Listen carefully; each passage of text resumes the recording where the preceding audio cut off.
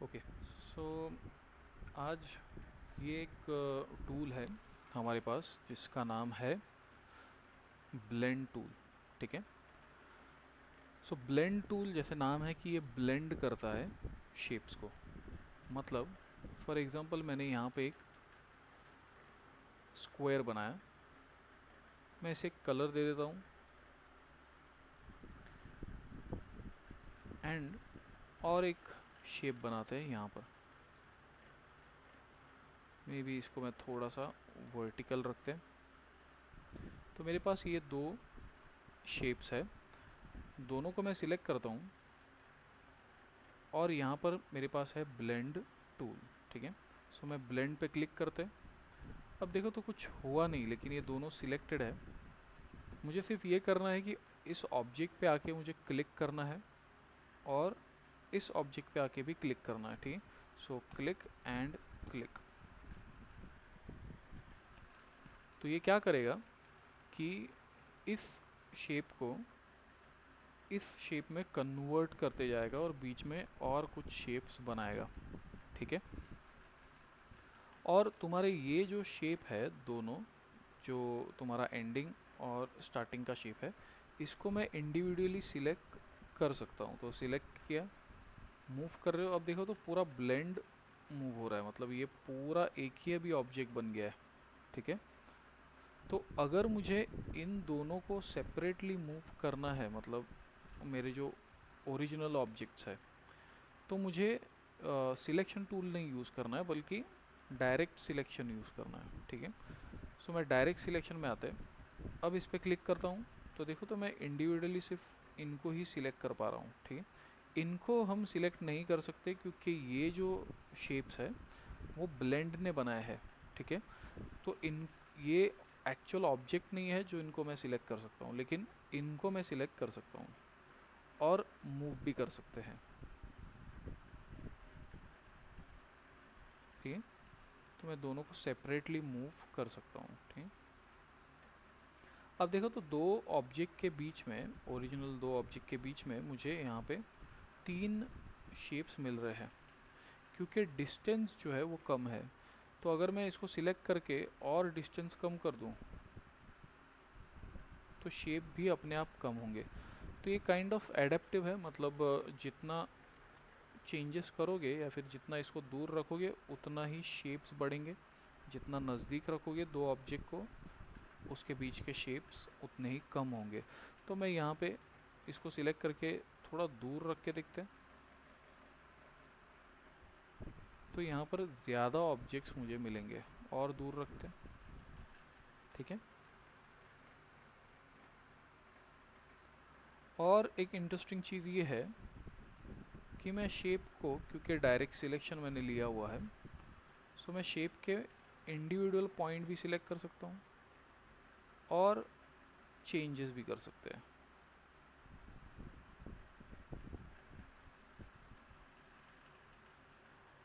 तो वो शेप भी वैसे ही कन्वर्ट होगा, तुम्हारा जो स्क्वायर है वो इस शेप में कन्वर्ट होगा। तो जो भी चेंजेस करने हैं वो भी तुम कर सकते हो। इवन रेक्टेंगल को भी सिलेक्ट करके, सपोज मुझे राउंड करना है, तो वो सब जगह अपडेट हो जाएगा। तो ये दो शेप कन्वर्ट होके कुछ ऐसा बनेगा। सो एक सिंपल ब्लेंड है। ब्लेंड को यूज़ करने के लिए हम ये भी शॉर्टकट की भी यूज़ कर सकते हैं। तो मैं यहाँ पर दो शेप बनाता हूँ, दोनों को select, control alt B for blend. ठीक है। B for blend. So control alt B भी प्रेस कर सकते हो, सिर्फ तुमको करना ही है दोनों को सिलेक्ट रखना है and then control alt B. तो ये दो शेप कन्वर्ट हो जाएंगे। ठीक है। काइंड ऑफ मॉर्फ होंगे। तो मैं इसको सिलेक्ट करता हूँ। ठीक है। और चेंजेस भी करने हो तो कर सकते हो। ठीक है। अब यहाँ पर मैं क्या करता हूँ कि फिर से दो शेप बनाते हैं। लेकिन इस बार छोटा और बड़ा बनाते हैं, ठीक है। तो ये वैसे ही होगा, तो दोनों को सिलेक्ट, कंट्रोल ऑल्ट बी, और ये ऐसा कुछ होगा, ठीक। अब देखो तो ये ऑब्जेक्ट जो है वो मैंने बाद में बनाया, पहले ये बनाया था, ठीक। तो ये ऑब्जेक्ट ऊपर रहेगा इसके, ठीक है। इसलिए देखो तो ये जो शेप्स बन रहे हैं वो इस पॉलीगॉन के ऊपर बन रहे हैं, ठीक है, ना कि इसके पीछे बन रहे हैं, ठीक।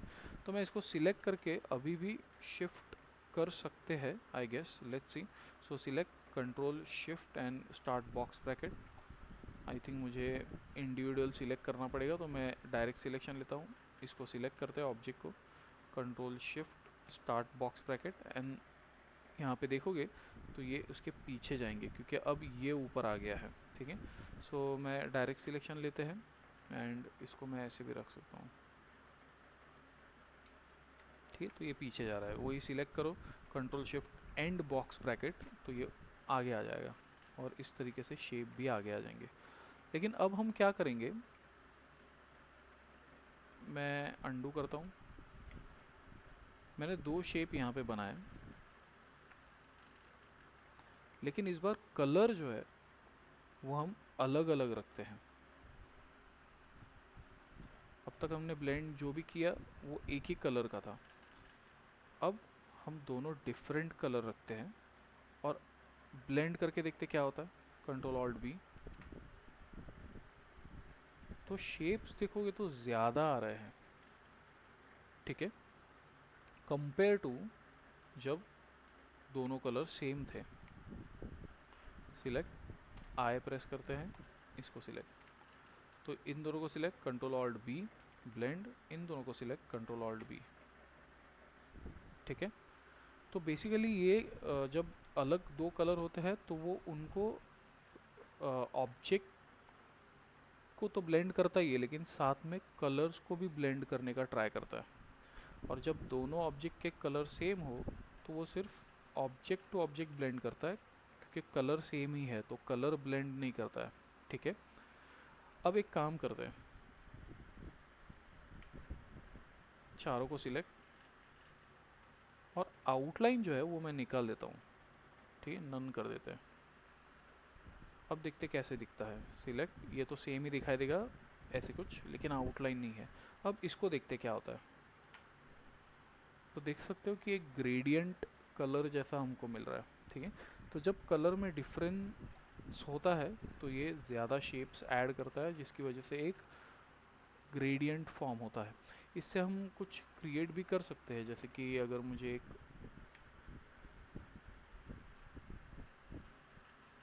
यहाँ पर मैं इसको कलर दे देता हूँ और मैं इसे यहाँ से कलर में, मेरे पास ऑप्शन है ग्रे स्केल। ग्रे स्केल में मैं सिर्फ ब्लैक टू वाइट ही कलर ले सकता हूँ, थोड़ा डार्क लेते हैं।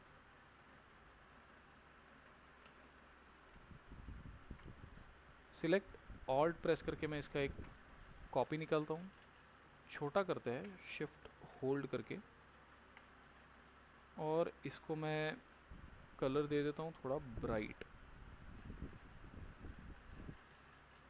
और इसको रखते हैं यहाँ पर, ठीक है। मैं इसका एक कॉपी भी निकालता हूँ।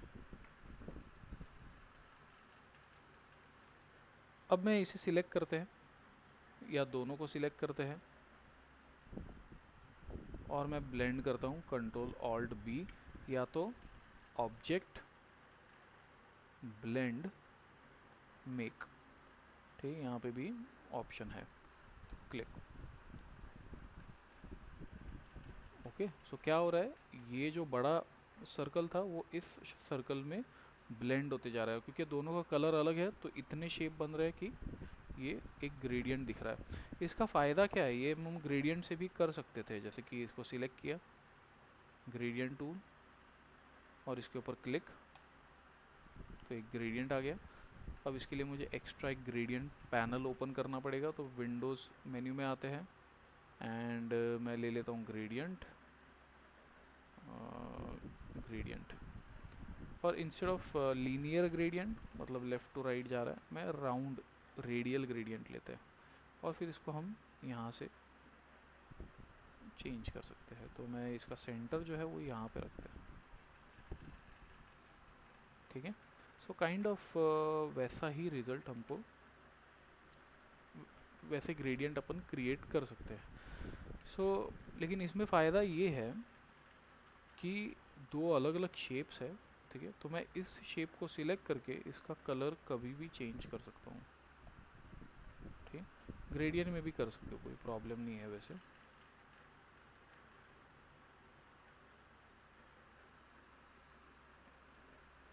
और मैं इसको मूव भी कर सकता हूँ,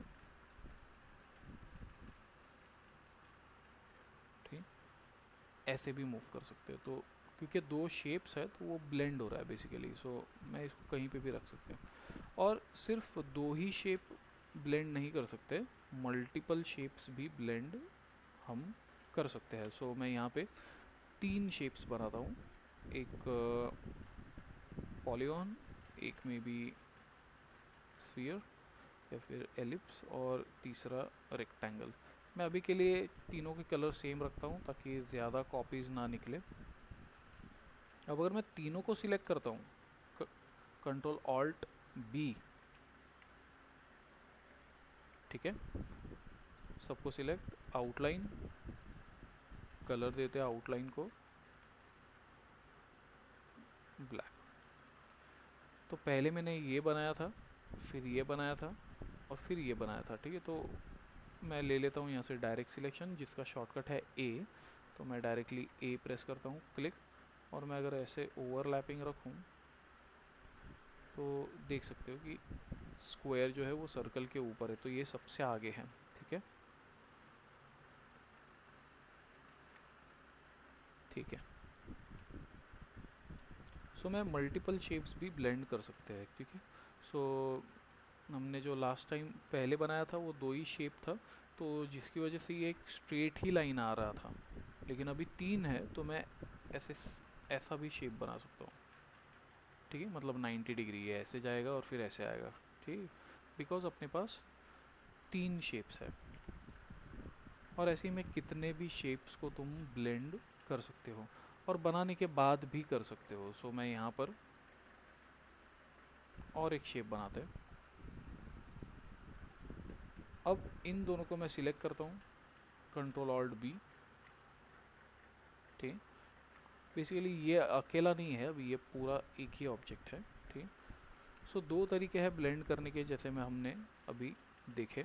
एक तो मैं डायरेक्ट ब्लेंड टूल ले सकता हूँ, ब्लेंड टूल लेके इसके ऊपर क्लिक और इसके ऊपर क्लिक, ठीक, तो भी होगा। या तो दोनों को सिलेक्ट रखो और कंट्रोल ऑल्ट बी प्रेस कर सकते हो, या तो ऑब्जेक्ट मेन्यू में जा सकते हो, ब्लेंड मेक, ठीक, सिलेक्ट ऑब्जेक्ट, ब्लेंड, रिलीज, ठीक, control alt shift B, click. तो ब्लेंड को हटा देना है तो हम निकाल भी सकते हैं, ठीक है, रिलीज़ कर दो सिंपली। सो सबको select, control alt shift B, and ये हट जाएगा। लेकिन इसमें एक चीज़ रह जाता है जो कि है वो पाथ, ठीक है। तो यहाँ पर अगर देखोगे तो वो पाथ बन चुका है, ठीक है, जैसे ब्लेंड हुआ था। तो इस पाथ को हमको बाद में डिलीट करना पड़ेगा। ये दिख नहीं रहा है बिकॉज इसको ना कलर है ना आउटलाइन का कलर है। सो मैं आउटलाइन सिलेक्ट रखता हूँ और कलर पे स्विच कर देते हैं, ठीक है। तो इसको मुझे डिलीट करना पड़ेगा, ठीक। सो इस तरीके से ये ब्लेंड टूल काम करता है, ठीक है। अब ब्लेंड के कुछ ऑप्शंस भी है तो वो भी देखते हैं। तो मैं यहाँ पर दोनों को सिलेक्ट करके ब्लेंड कर देता हूँ, कंट्रोल ऑल्ट बी, फिर इसको सिलेक्ट करते हैं, ब्लेंड टूल के ऊपर मैं डबल क्लिक करता हूँ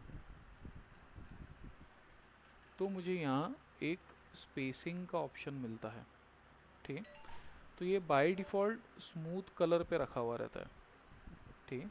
तो स्मूथ कलर पे रखोगे तो बेसिकली वो कलर को देख के ही हमेशा ब्लेंड करेगा, ठीक। तो जब दो अलग होंगे तो एकदम स्मूथ कलर आता है जैसे हमने देखा। सो ये बाय डिफ़ॉल्ट स्मूथ कलर पे है। मैं इसको चेंज करके रखता हूँ स्पेसिफाइड स्टेप, ठीक है। तो देखो तो जो कभी कभी ऐसा हो भी सकता है कि अगर मुझे शेप्स बीच में ज़्यादा चाहिए, जैसे कि अभी 3 ही आ रहे हैं, लेकिन मुझे इसको भी नहीं हिलाना है जगह से और इसको भी नहीं हिलाना है, ठीक है, तो दोनों को इसी डिस्टेंस पे रख के शेप बढ़ाने हैं, ठीक है। अब ऐसा पॉसिबल नहीं है, बिकॉज मैं ये तो जितना मैं मूव करूँगा उतने शेप्स बढ़ेंगे या कम होंगे। तो अगर मुझे ऑब्जेक्ट को बिना मूव किए शेप्स बढ़ाने हैं तो मैं ब्लेंड के ऑप्शंस में जा सकता हूँ, तो सिलेक्ट, यहाँ से भी जा सकते हो ऑब्जेक्ट, ब्लेंड, ब्लेंड ऑप्शंस, ठीक है। या तो हमने क्या देखा, ब्लेंड टूल के ऊपर डबल क्लिक, ठीक है, तो सेम बॉक्स आएगा। मैं इसको रखता हूँ स्पेसिफाइड स्टेप्स, और कितने स्टेप्स चाहिए, तो यहाँ पे देखो तो 2 लिखा हुआ है, तो बीच में 2 शेप बन रहे हैं। तो मैं यहाँ से सिंपली सिलेक्ट करता हूँ और स्क्रॉल, माउस के ऊपर स्क्रॉल व्हील बढ़ाते जाते हैं तो शेप्स बढ़ेंगे, ठीक है। लेकिन दिख नहीं रहा है क्योंकि प्रीव्यू ऑफ है, तो प्रीव्यू पहले ऑन कर दो। तो मुझे जितने स्टेप्स चाहिए मैं अपने हिसाब से दे सकता हूँ, ठीक है, एंड इसको ओके कर दो, ठीक है। सो जब डिफरेंट कलर होते हैं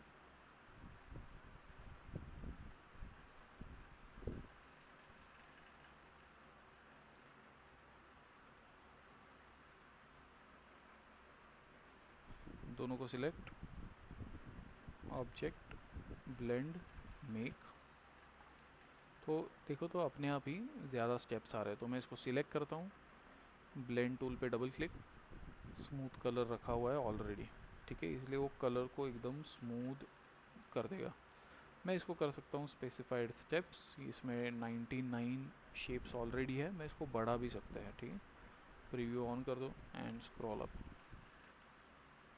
या स्क्रॉल डाउन कर दो, तो मैं कम भी कर सकता हूँ,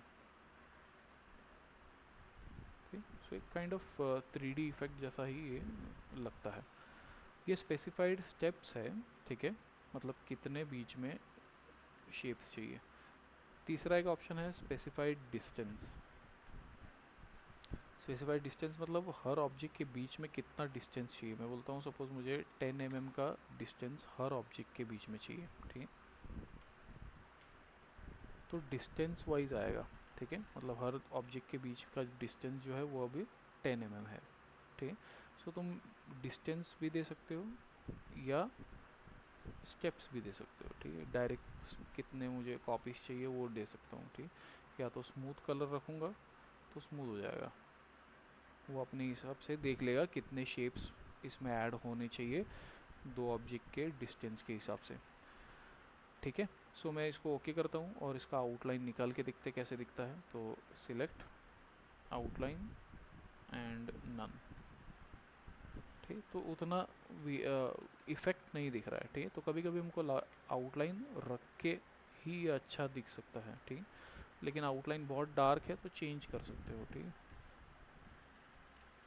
थोड़ा लाइटर आउटलाइन रखो तो ये अच्छा दिखाई देगा। मैं इसको सिलेक्ट करता हूँ और डायरेक्ट सिलेक्शन से इसको पोजीशन भी चेंज कर सकते हैं।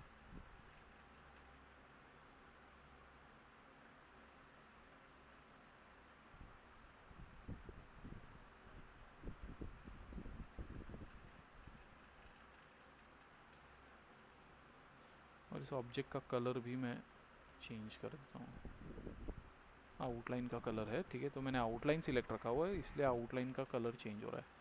इसमें थोड़ा सा डार्क रखते हैं तो ये थोड़ा डिफ्रेंशिएट होके दिखाई देगा, ठीक है।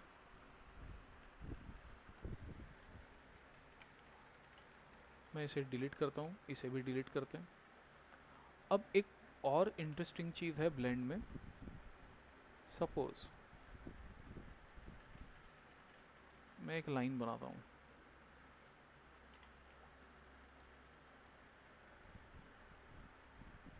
आउटलाइन कलर फ़िलहाल मैं निकाल देता हूँ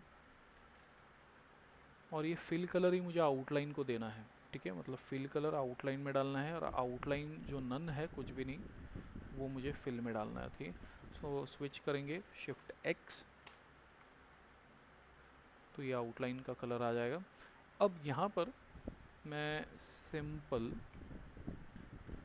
दो शेप्स बनाते हैं। सिलेक्ट शिफ्ट एक्स, दोनों को select, control alt B, blend. ठीक है, या तो एक फ़िलहाल के लिए मैं दोनों सेम शेप्स ही रखते हैं।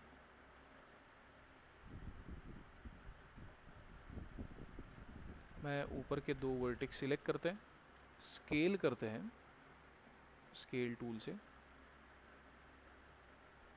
ऐसे कुछ थोड़ा पॉइंटेड, थोड़ा छोटा करते हैं। सिलेक्ट शिफ्ट एक्स और ऑल्ट प्रेस करके इसी का एक कॉपी, दोनों को select, control alt B, blend. ठीक है,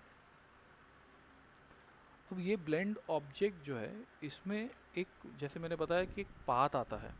ठीक है, वो जिस डायरेक्शन में ब्लेंड कर रहे हो उस डायरेक्शन का एक पाथ क्रिएट होता है। तो अगर मैं ऐसे रखता हूँ तो पाथ देखो तो ऐसे हो जाएगा।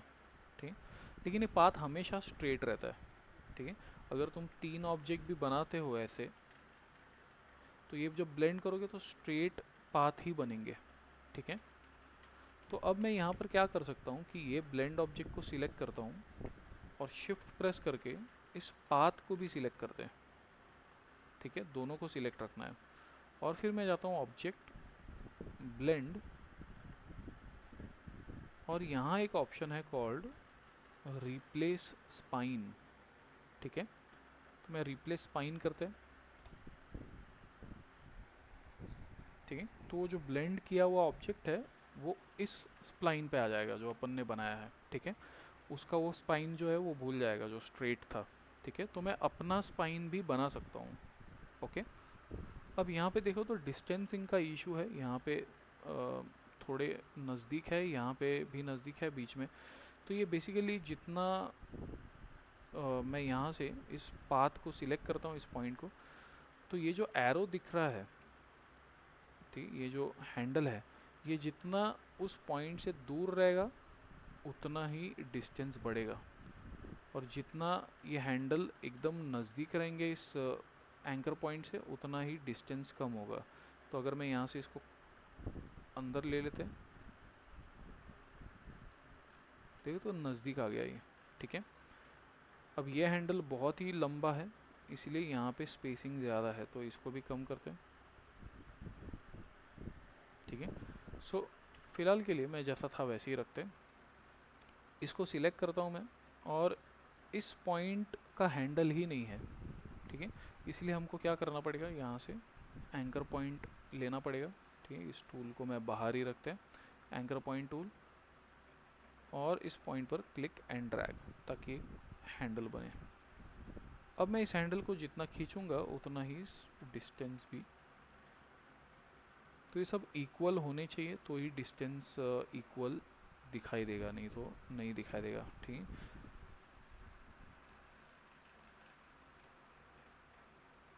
Click and drag,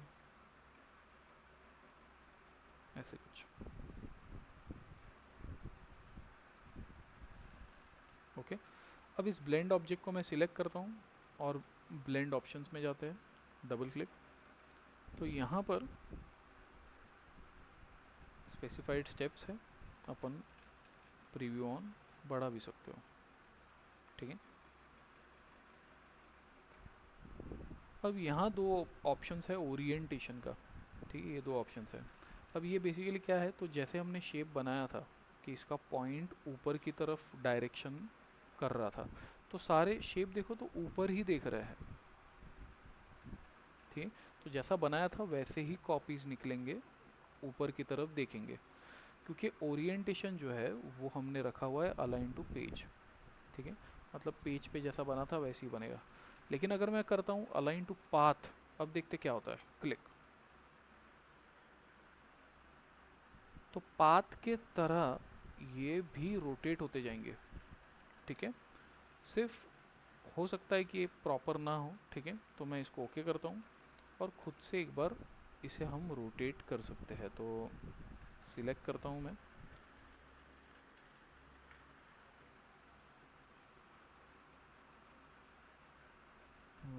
view, view में हमारा बाउंडिंग बॉक्स ऑन ही है। सिलेक्ट। अब यहाँ पे मुझे बाउंडिंग बॉक्स चाहिए, तो मैं सिलेक्ट रखता हूँ और कंट्रोल प्रेस करते हैं। ठीक, जैसे ही मैं कंट्रोल प्रेस कर रहा हूँ देखो तो ये बॉक्स आ रहा है, विदाउट कंट्रोल नहीं आ रहा है। ठीक, सो कंट्रोल की प्रेस करो। अब मैं इसको रोटेट कर सकता हूँ। तो पाथ अपना, पाथ के हिसाब से मैं ऐसे रखता हूँ।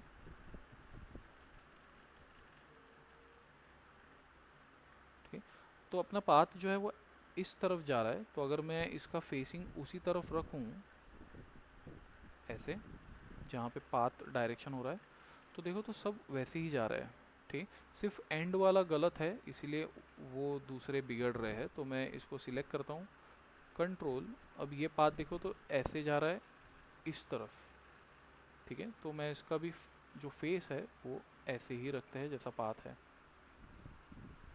अब देखो तो सारे बराबर से उसको फॉलो कर रहे हैं। ठीक है, तो मुझे इसमें फर्स्ट और एंड ऑब्जेक्ट जो है उसे एडजस्ट करना पड़ेगा अकॉर्डिंगली तुमको कैसा रिज़ल्ट चाहिए। तो मैं इसको रखता हूँ इस तरफ, और उस हिसाब से ये जो है वो इस तरफ आना चाहिए। तो ये सब परफेक्टली पाथ को फॉलो करेंगे, ना कि सब ऊपर ही देखेंगे। ठीक है, तो ये भी काफ़ी अच्छा ऑप्शन है ओरिएंटेशन का। ठीक है, स्ट्रेट रखूँगा तो स्ट्रेट ही रहेगा, ओरिएंट करूँगा तो ओरिएंट हो जाएगा। ठीक है, सो इससे काफ़ी इंटरेस्टिंग चीज़ें हम बना सकते हैं, कुछ पैटर्न्स बना सकते हैं। ठीक है, तो मान लो कि मैंने एक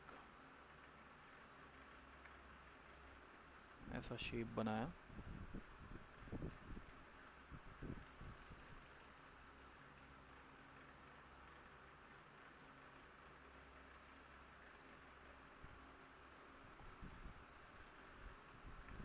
सिलेक्ट, कंट्रोल प्रेस करता हूँ ताकि ये पॉइंट्स मिले, और इसको सिलेक्ट और इसको भी सिलेक्ट करते हैं। ठीक है, कंट्रोल, इसको क्लिक, शिफ्ट प्रेस करो और इसको भी सिलेक्ट करते हैं, और इन दोनों पॉइंट्स को मैं राउंड रखता हूँ। ठीक है, तो ये एक शेप है मेरे पास, इसको थोड़ा छोटा करते हैं, और मैं पाथ जो है वो ले लेता हूँ एक राउंड सर्कल। ठीक है, इसकी कोई ज़रूरत नहीं, मैं इसे डिलीट करते हैं। शिफ्ट एक्स, तो ये एक पाथ रहेगा। अब इसको पहले तो मुझे ब्लेंड करना पड़ेगा इसके ऊपर रन करने के लिए। तो सबसे पहले तो मैं इसका एक कॉपी निकालता हूँ, दोनों को सिलेक्ट, कंट्रोल ऑल्ट बी, और फिर इसको सिलेक्ट, शिफ्ट प्रेस करके इसको भी select, object, blend and make. नहीं, हमको इसको करना पड़ेगा रिप्लेस स्पाइन, क्लिक। ठीक है, हाँ, तो अब मैं इसे सिलेक्ट करके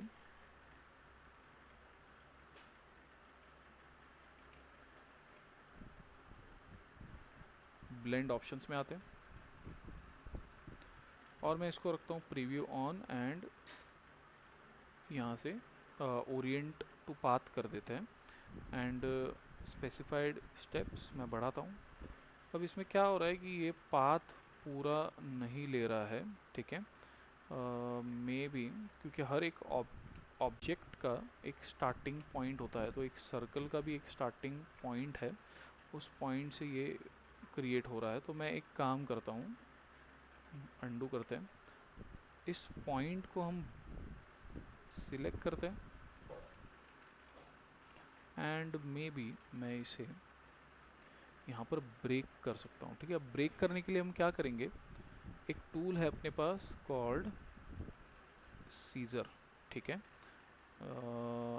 इरेजर के अंदर है सीजर, तो मैं सीजर लेता हूँ, और सिंपली जहाँ पर मैं क्लिक करूँगा, जैसे कि यहाँ पे क्लिक किया तो वहाँ पर एक कट हो गया। अब मैं यहाँ से चेक करता हूँ।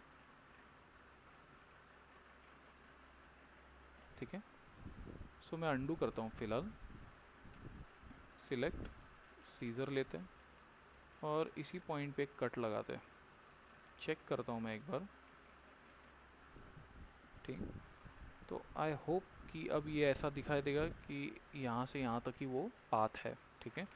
ट्राई करके देखते हैं, सिलेक्ट और इस पाथ को भी सिलेक्ट, ऑब्जेक्ट, ब्लेंड और रिप्लेस स्पाइन, ठीक। तो ये परफेक्टली यहाँ पे आ गया। फिर इसको मैं सिलेक्ट करता हूँ, डबल क्लिक एंड मैं इसे orient to path, preview on. तो ऐसा कुछ शो पीस है या फिर मिरर है जिसके बाजू में ऐसा कुछ डिज़ाइन है, तो मैं वो कर सकते हैं। मैं इसको करता हूँ फ़िलहाल ओके। और फिर इस शेप का रोटेशन अगर चेंज करना है तो सिलेक्ट करो, डायरेक्ट सिलेक्शन से कंट्रोल एंड चेंज। और ये एंड शेप है तो मैं एंड शेप को भी सिलेक्ट करके रोटेट करता हूँ, तो अलग डिज़ाइन बन गया, ठीक है। तो हम इसका पाथ का भी यूज़ काफ़ी अच्छा कर सकते हैं, ठीक है। एंड कुछ ब्लेंड के छोटे मोटे ऑप्शंस है लास्ट, वो देखते हैं। तो सपोज़ मैंने सिलेक्ट किया, दोनों को सिलेक्ट, ब्लेंड किया और इसे कलर दे देते हैं आउटलाइन, सिलेक्ट। तो मैं इस शेप को ऐसे रखता हूँ। तो ये क्योंकि एंड में बना था, मैं इसको बड़ा करते हैं तो ये आगे दिख रहा है, ठीक है, और ये पीछे दिख रहा है। तो मैं इसको सिलेक्ट करके अगर जाता हूँ ब्लेंड, तो यहाँ पर एक ऑप्शन है रिवर्स स्पाइन, ठीक है, क्लिक। तो रिवर्स हो जाएगा, ये ऊपर आ जाएगा, वो नीचे जाएगा, ठीक है। जो अपन ने सिलेक्ट करके इसको पीछे भेजा था उसकी जगह में डायरेक्टली ऑप्शन हमको मिलता है ब्लेंड के अंदर रिवर्स स्पाइन, ठीक है। या रिवर्स फ्रंट बैक भी है, वो भी एक ऑप्शन है, ठीक है। सो इस तरीके से हम कुछ ये कर सकते हैं। और फाइनल एक ऑप्शन है एक्सपांड, ठीक है। एक्सपांड मतलब बेसिकली तुम्हारा ये सब शेप्स अलग हो जाएंगे।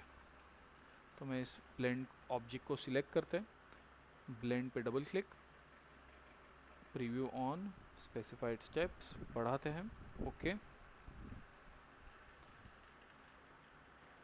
और मैं यहाँ से आता हूँ object, blend and expand, click.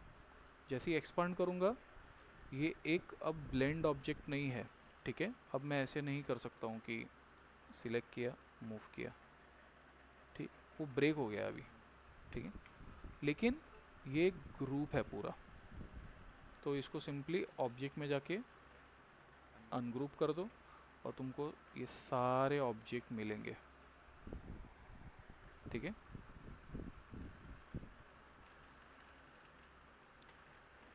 सो मैं पूरे ब्लेंड के ऑब्जेक्ट को सेपरेट भी करना है तो कर सकते हैं, ठीक है। सो ये सारे ब्लेंड के ऑप्शंस हैं। और ब्लेंड में तुम ग्रुप्ड ऑब्जेक्ट को भी ब्लेंड कर सकते हो। तो सिलेक्ट किया, इसी का एक कॉपी निकाला,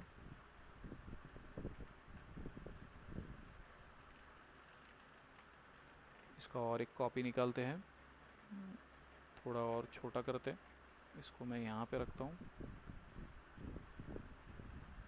तो मैं ग्रेडियंट क्रिएट कर रहा हूँ लेकिन बिना ग्रेडियंट का यूज़ करके, मतलब एक हम लोग इसे स्टेप बाय स्टेप कलर देंगे सिर्फ, ठीक है, ताकि ये ऐसा लगे कि ग्रेडियंट दिया हुआ है। तो इसको सॉलिड फॉर्म में ही मैं रखने वाला हूँ। तो तीनों को मैं आउटलाइन नहीं देता हूँ, इसको डार्क रखा है। फिर इस ऑब्जेक्ट को मैं थोड़ा सा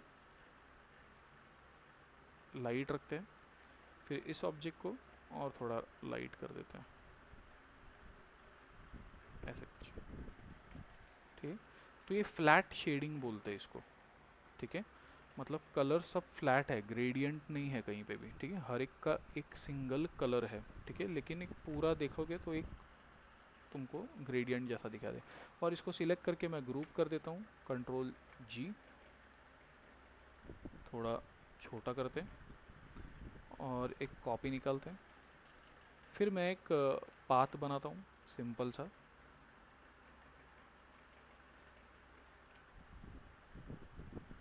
शिफ्ट एक्स और पाथ का कलर मैं थोड़ा डार्क कर देते हैं।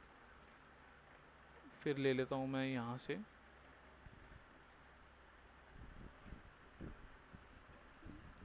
Convert point and click and drag.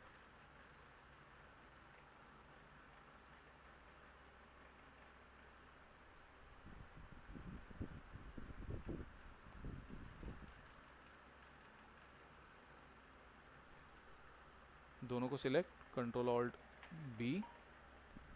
फिर इस ब्लेंड शेप को और पाथ दोनों को select, object, blend and replace spine. तो देखो एक जैसे कि मोती का जो हार रहता है वैसा कुछ ये दिखाई देगा। और मैं इसे तीनों को शिफ्ट प्रेस करके सिलेक्ट करते हैं, कंट्रोल, थोड़ा छोटा करता हूँ मैं। अब ये छोटा किया है ये, लेकिन ये बड़ा ही रखा है तो ब्लेंड भी वैसे ही होगा, छोटे से बड़ा। तो इसको भी मैं शिफ्ट प्रेस करके तीनों को सिलेक्ट, कंट्रोल प्रेस करते हैं एंड छोटा करते हैं।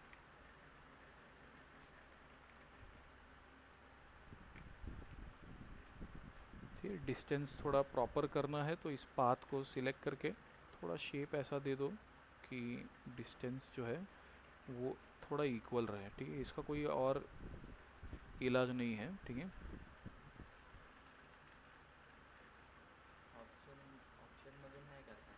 डिस्टेंस बढ़ा सकते हो तुम, लेकिन पाथ ही अगर तुम्हारा वैसा रहेगा तो कुछ नहीं कर सकते। सो अगर मैं सिलेक्ट करता हूँ, ब्लेंड पे डबल क्लिक, स्पेसिफाइड डिस्टेंस और डिस्टेंस प्रीव्यू ऑन करते हैं।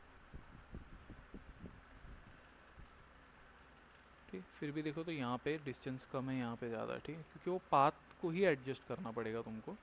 सो मैं थोड़ा ओवरलैपिंग ऐसे रख सकता हूँ। सो ये माइथोलॉजिकल कैरेक्टर्स वगैरह जो बनते हैं, मतलब 2D एनिमेशन में जो राजा वगैरह दिखाते हैं पे, तो उनके गले में ऐसा माल, ये सब इलस्ट्रेटर में इस तरीके से हम लोग बना सकते हैं। ठीक है, ये पूरा वेक्टर है तो ये पिक्सेलेट भी नहीं होगा। ठीक है, तो ये ब्लेंड टूल है। ठीक है, अकेला ब्लेंड टूल है लेकिन इतने सारे इसमें भी फीचर्स है। तो ये सारी चीज़ें तुमको आज ट्राई करके देखो, और ऐसा ही कोई भी एक ज्वेलरी तुम बना सकते हो। ठीक है, एक रेफरेंस ले लो ज्वेलरी का और उसको ही ट्राई करो कि ब्लेंड से कितना बन सकता है। ठीक है, सो आज इतना ही है।